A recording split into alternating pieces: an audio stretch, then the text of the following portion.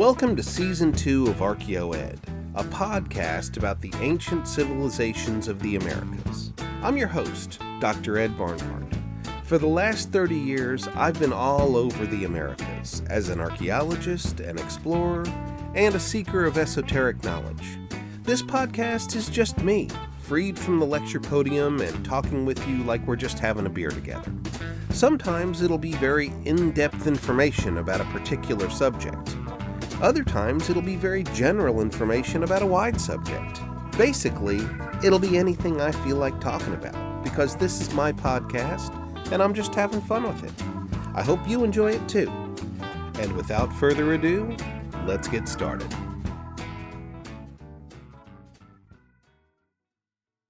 Season 2, Episode 2, The Inca Khipu.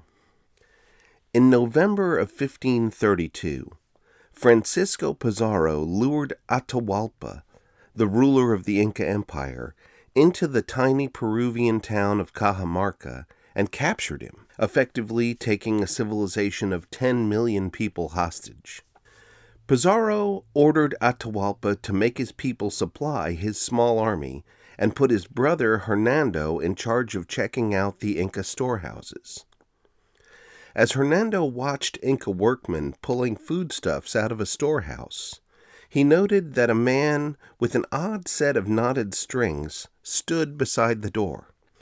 As various foodstuffs left the storehouse, he saw the man carefully untying knots from one string and adding knots to another.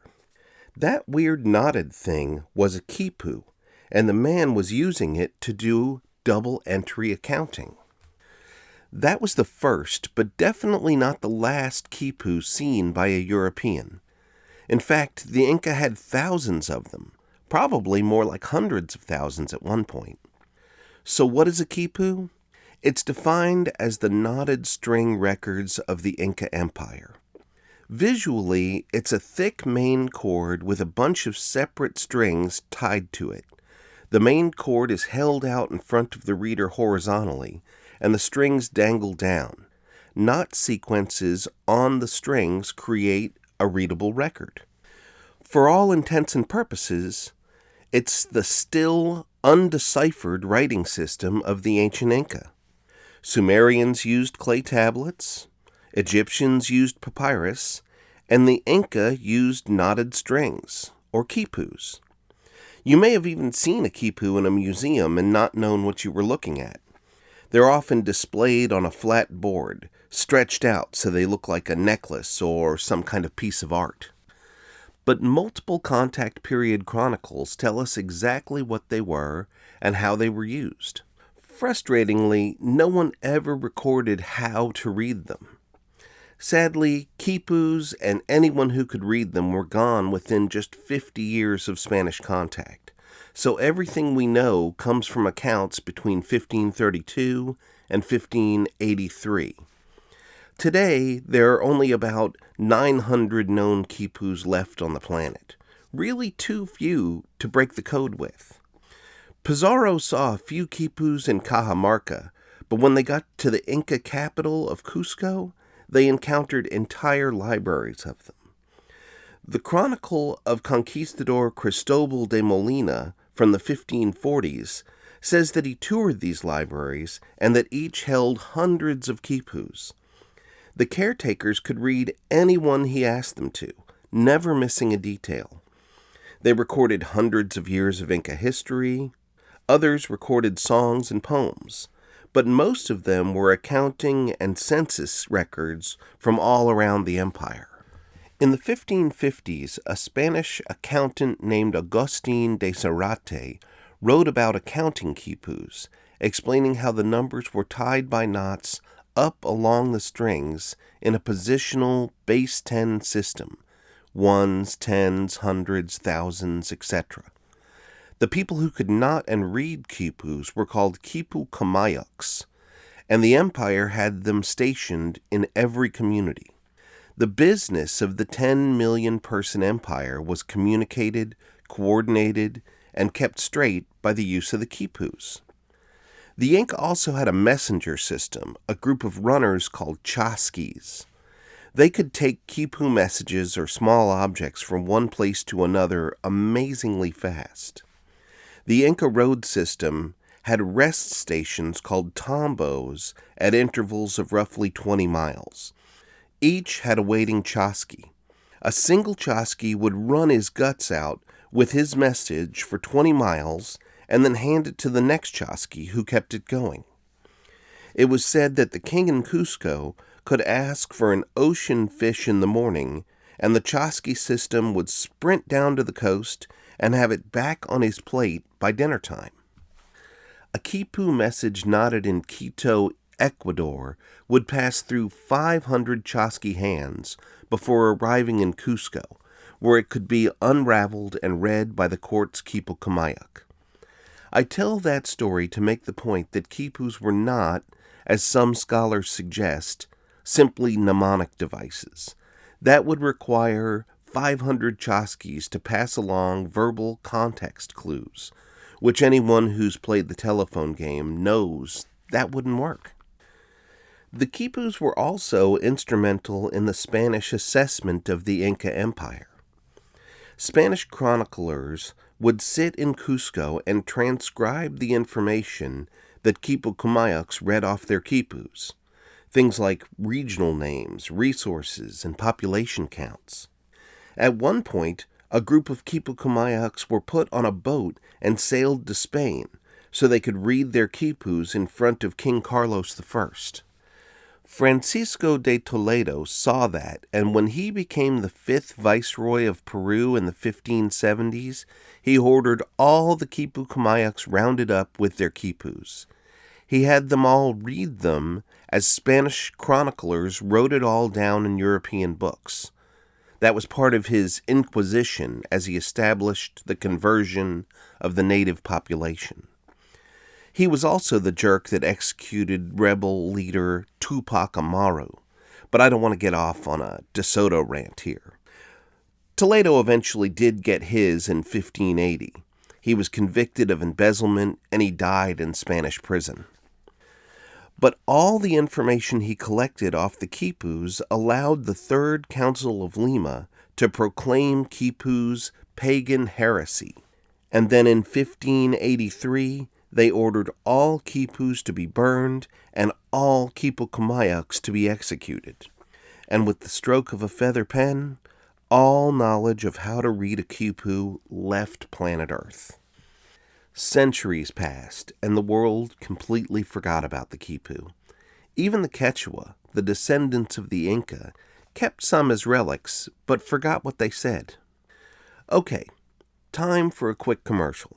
When I return, I'll explain how modern scholars rediscovered the quipu and our not-so-successful attempts at cracking the code. The ancient Maya calendar. I'm fascinated by it, and though I've been studying it for decades, I still learn new things about it all the time. I call it ancient, but I and literally millions of modern Maya people are still tracking it into modern time. Towards that end, I've created 2 products to help people better understand it: my annual Maya wall calendar and an iPhone app called simply Maya Calendar. Through these tools, you can figure out today's date, or tomorrow's, or a Maya date thousands of years in the past. The app will even calculate your Maya birthday and tell you about your personality traits and destiny according to modern Maya daykeeper priests.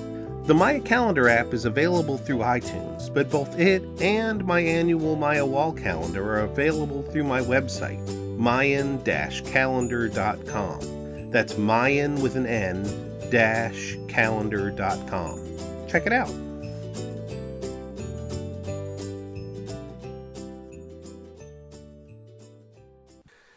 As I said before the break, centuries passed, and the meaning and function of Inca quipus was completely forgotten. Most of the world's quipus were burned by the Spanish as pagan heresy. Virtually all the rest slowly deteriorated into dust. Those that survived hung as curiosities in museums or collected dust themselves in European basements. It wasn't until the start of the 1900s that a scholar named Leland Locke began trying to make sense of quipus again. Locke was a math professor in Brooklyn with a fascination for ancient computation devices, like the Roman abacus. He stumbled upon the Spanish chronicles that described quipus as counting devices, and was intrigued by the descriptions explaining the base 10 positional system of Inca numeration. Locke went around to various museums like the Natural History Museum in New York and the Smithsonian in D.C., and managed to find about 50 quipus in their archives.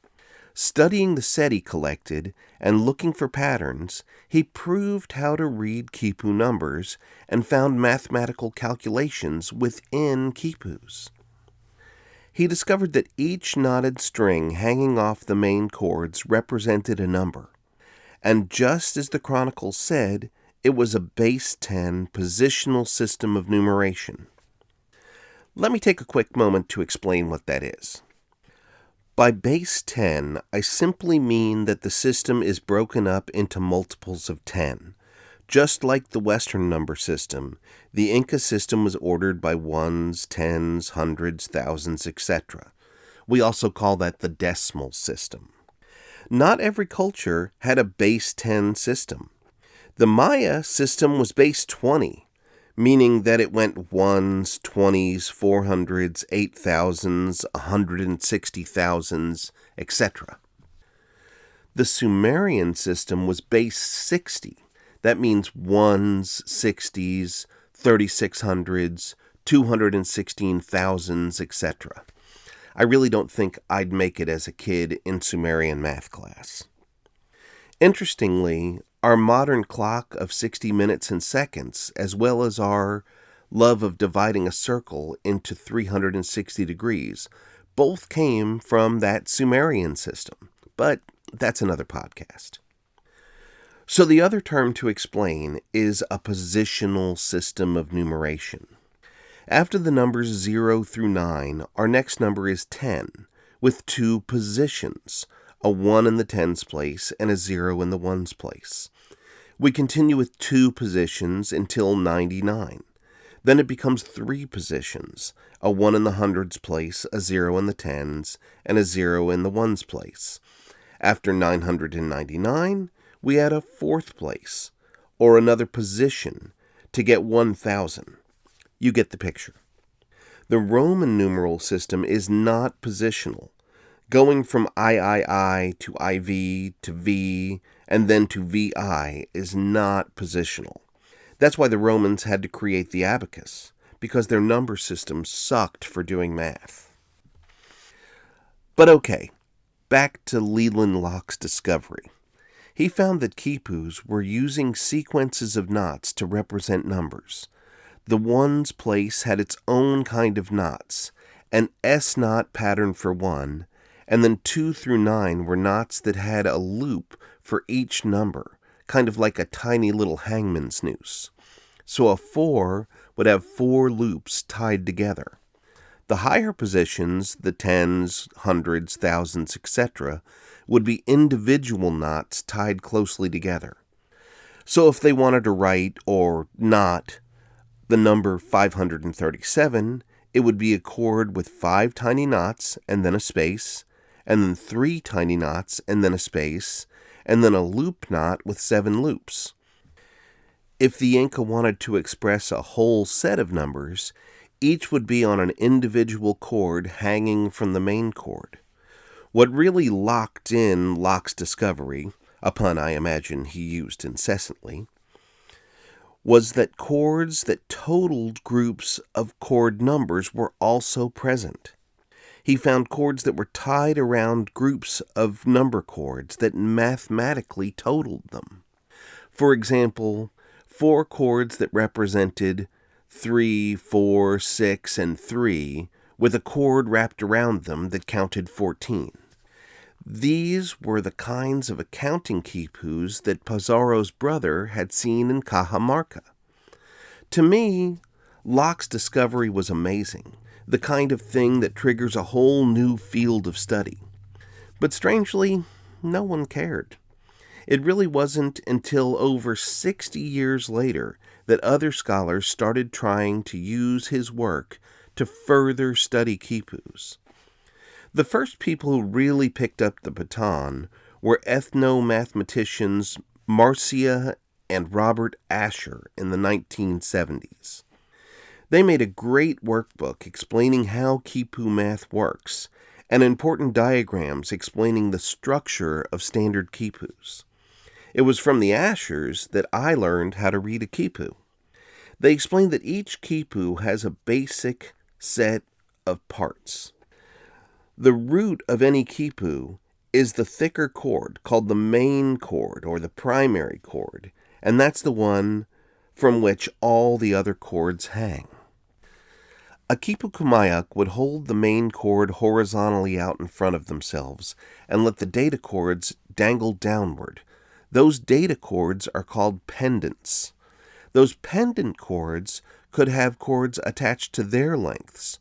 Those are called subsidiaries. Assumably, they provided subsidiary information that further explained the pendant cords.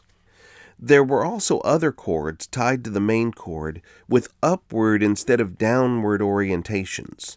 Those are called top cords. It was on those top cords that Leland Locke found his mathematical totals. Finally, the ends of the main cord had different elements. One side had a big knot that we call the end knot. The other side had pendant-like cords called dangle cords. It's assumed that these very different ends marked the beginning and end of the document, helping the Khipu Kumayak not to read it backwards. The dangle cord marks the start of the document and sometimes had knots and even subsidiary cords of its own. Those are theorized to have been the title of the Khipu document. The Ashers also set the standard for how we categorize different unique elements of each Khipu. Probably the most obvious of those elements is string color. Some Khipus are just monochrome, natural fibers, but others are multicolored with cords of different colors or even striped two-color types. Assumably, colored cords are conveying extra information, but exactly what is unknown. Some chroniclers suggested that colors stood for categories, like red means warriors or yellow means gold, but that's really been of almost no help towards translating Khipus. Another unique element from Khipu to Khipu is cord spacing. Some have continuous cord spacing over their entire length, but most have cords in groupings separated by spaces. Clearly, that could help organize information as well. For example, maybe if there are 3 chord groups, they could be denoting corn, beans, and potatoes as a farmer's tribute. We're still really just not sure. The Ashers definitely set the standard for how modern scholars analyze structures of individual Khipus. But what I really love about their work is how they turned the study on its head. Instead of trying to translate Khipus, they asked, what and how could this kind of system be used to record information? Their revelations are simple but profound. Numbers are way more than just numbers. They're not just for math. The number on your mailbox denotes where you live. Or how about your social security number? Or the numbers on the backs of football players on a field. Colors can convey meaning too. Long before you read the word stop, a red sign tells you to stop. Red and white color schemes might mean it's Christmas. For those of you under the age of 40, a big yellow book means it's a phone book. And that phone book has phone numbers, a way to contact people. The Ashers really had a wonderful way of discussing not just what Khipus are, but what they can be. Their work inspired the modern group of Khipu researchers.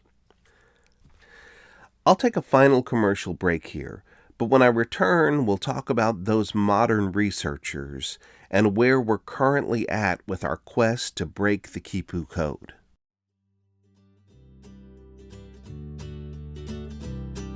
This break is where commercials should go.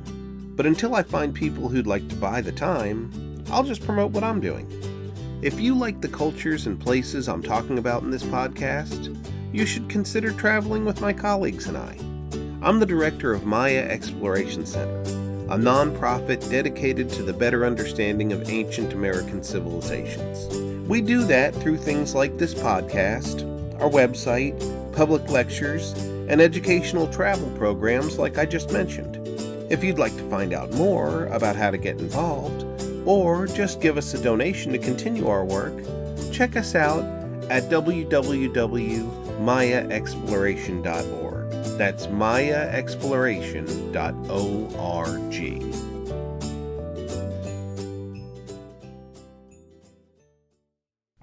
So the Asher's work inspired others to take a look at Khipus, and one scholar would take up the baton to become the world's leading expert for decades, a man named Gary Urton. Urton's academic career began with an interest in Andean archaeoastronomy, and you know that's a topic I'm fascinated by. His work on the subject is great. But I'm guessing that it was that interest that led him to Khipus. Looking for proof of astronomy would no doubt lead to searching for day counts of cycles, and that would lead Urton to mathematical Khipus. Urton's career led him to becoming a professor at Harvard, a position that he just recently retired from. His first publications on Khipus were all about the numbers. One little red book of his suggests that Khipus were in part binary code. As his interest in Khipus grew, it inspired him to make a very complete and important database of every Khipu known to still exist. At first, he had about 800 on his list, but now I've recently heard that total is approaching 1,300 Khipus. His database is publicly available online, though a bit difficult to get through if I'm being honest. I'll put a link to it and other databases in my show notes. He made it not just as a catalog, but to attempt a computer analysis searching for patterns. In addition to the Asher's list of varying elements, he added other things, like which way the chords were twisted, was it Z-ply or S-ply, and how were they attached to the main chord. Urton's database computer analysis was a brilliant idea and very cutting edge in the 1990s, but unfortunately it didn't result in many revelations, and certainly no translations. At least in part, I think that was because there are really so many subtle differences in Khipu makeup. A dataset like that must be queried correctly. Computer programmers have an applicable saying. They say garbage in, garbage out.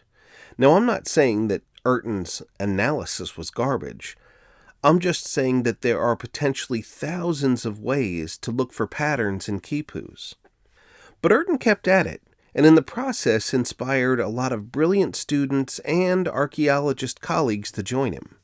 There are currently over a dozen scholars who are dedicating their careers to the decipherment of Khipus. That may not sound like a lot, but it's a big leap from the days of lonely Leland Locke. Today, one of the hurdles we're still trying to jump is the debate about whether Khipus are a true writing system or just elaborate mnemonic devices. Do they reflect the spoken word, or were they just memory aids? Further, are those two even mutually exclusive? At the end of this podcast, I'll return to that question. I lean strongly towards the camp that Khipus were a true writing system, or in this case, maybe we need some kind of new terminology. Maybe something like the weaved word or knotted notions. I don't know. I'm just spitballing here. There are a lot of reasons that I believe Khipus are a true writing system, but I'll give you just 3 here. For one, Spanish chroniclers toured libraries where a single Khipu Kumayak could read any of thousands of Khipus that were knotted over generations. That's way more than could be read purely by memory aids. Second, the Spanish considered them documents and went to great lengths to transcribe them. And third, The orderly Inca Empire was at least 10 million people at its height.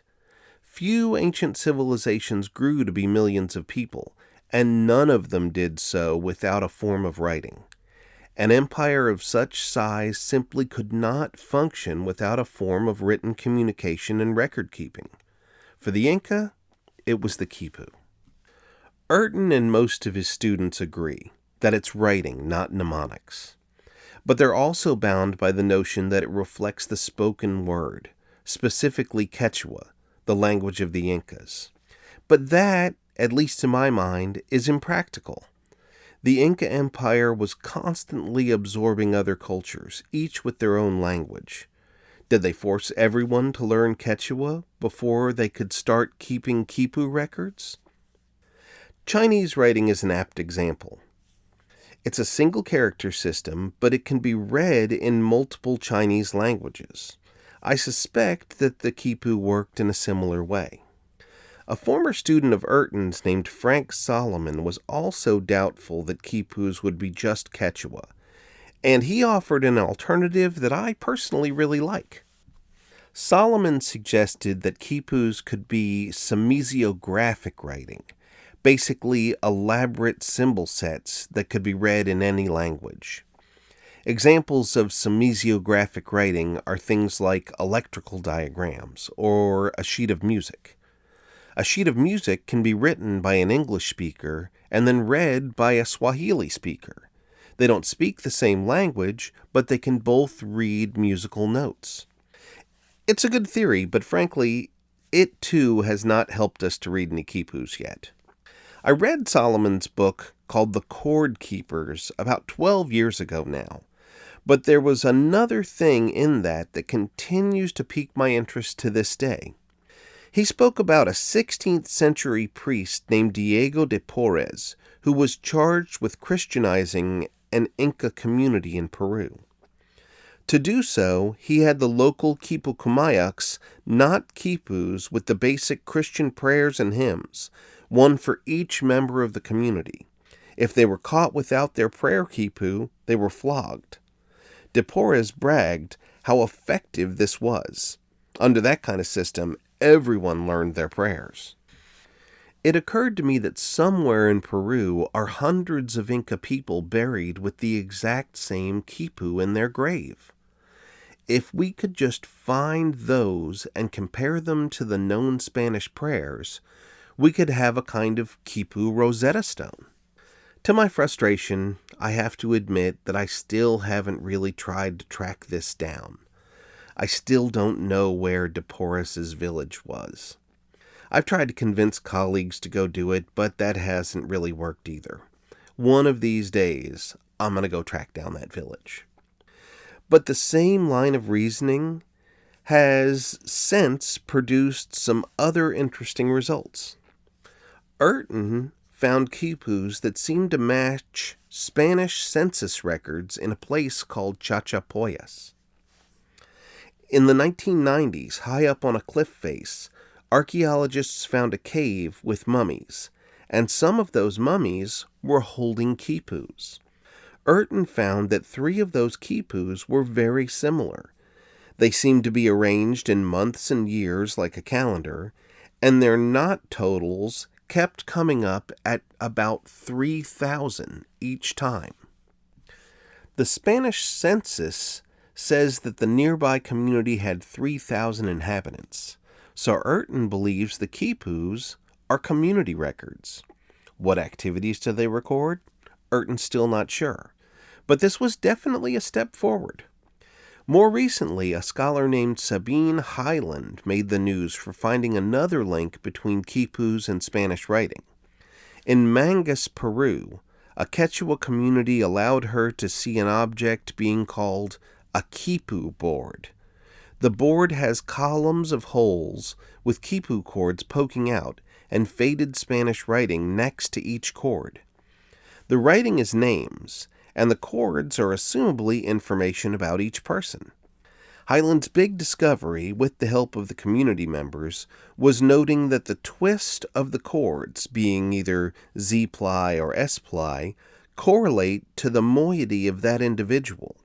Again, moieties are communities split into two social groups or clans of sorts. So the takeaway is that the S-ply or the Z-ply can indicate what social group a person is from. This was definitely an exciting discovery, but there's a problem.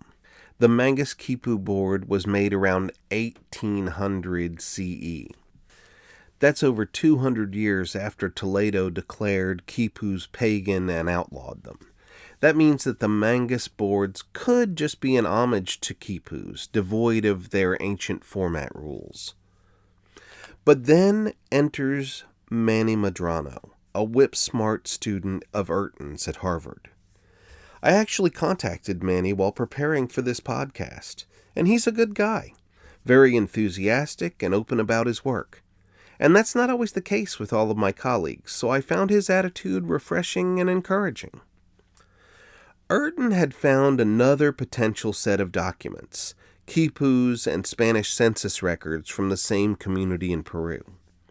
Medrano asked if he could help, and being from Mexico, he was good at reading old Spanish documents, in a way that I'm honestly not. Those colonial documents written in faded cursive, they're really hard to read. Anyhow, Manny could read them, and comparing the sets of 6 quipus, he found strong links. For one, the Spanish census, which was specifically a list of tribute from each community member, contained 132 individual names. The quipus had repeated sets of 6 chords, each group a different color from the one before it, and the groups totaled 133, just one number off the Spanish census. But that wasn't all. He also noted that the groups of 6 were all tied to the primary chord in one of 2 ways, called recto or verso. That's basically forwards or backwards. Those binary options linked closely to the 2 moieties of the individuals in the census. So, just like Highland, Medrano proposed that the moieties were indicated by the ways the chords were tied. But Medrano's quipus were 130 years older than Highland's. What's more, both Medrano and Highland saw potential links between the names in the Spanish censuses and the knot patterns on the individual chords. Though they couldn't say for sure, they both think they may have seen Quechua language phonetics in the chord patterns. As of last year, Manny has become a graduate student under Highland in St. Andrews University in Scotland. I'm excited to see what those two are going to come up with next. So I want to end this podcast with some information I learned about just a few months ago.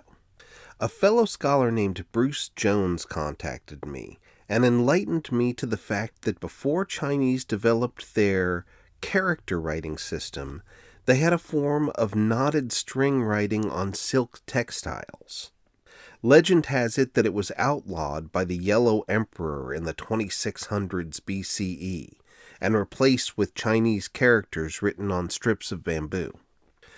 Jones explained to me that the Chinese strings were read through a very complex but standardized system of mnemonics. String readers would memorize sets of words through poems and songs based on the Chinese 5 elements or 5 phases. Those are wood, fire, earth, metal, and water. Each string document would have a title chord that indicated the subject, things like medicine or land survey or genealogy. If it was a medical document, the reader knew to use the memorized medical terms. If it was a land document, they would use the memorized geographic terms. Jones explains them as formulaic fill-in-the-blank documents, kind of like a Mad Lib, just not funny. An ancient text called the Classic of Medicine is a surviving document that lists the fill-in-the-blank terms for medicine. Bruce contacted me thinking my knowledge of the quipus might help him with the Chinese string records, but I'm pretty certain he has more to teach me than vice versa. As he explained the memorization system, all I could think of was Garcilaso de la Vega's writing about his childhood Khipu schooling, when he wrote, "They taught us rhymes and poems that helped turn numbers into narrative." Could it be that the keys to translating the Khipu is a combination of reading and mnemonics? I'm really enjoying my conversations with Bruce, and we're busily talking about ways that we can build a research model to test this new hypothesis. Rereading Manny's paper, I noted the rhythmic repetition in the Spanish tribute document, and that gives me hope that we might be onto something. Now, given how flaky I've been about pursuing my de Porres theory, I'll make no promises about how quickly I can get to this one, but it has exciting potential. I'll conclude by noting that from the first studies of Maya hieroglyphs to cracking the code in the 1970s, that took about 100 years. If Leland Locke's 1923 paper started the clock on Khipu studies, we are just at 100 years now. This could be the generation that cracks the Khipu code, and I'd be thrilled if I could play a part in it. But regardless of who does it, when we finally do it, the Inca will take their rightful place among one of only 4 or 5 cultures on the planet to have ever created a written language. And we might even have to reconsider the term writing.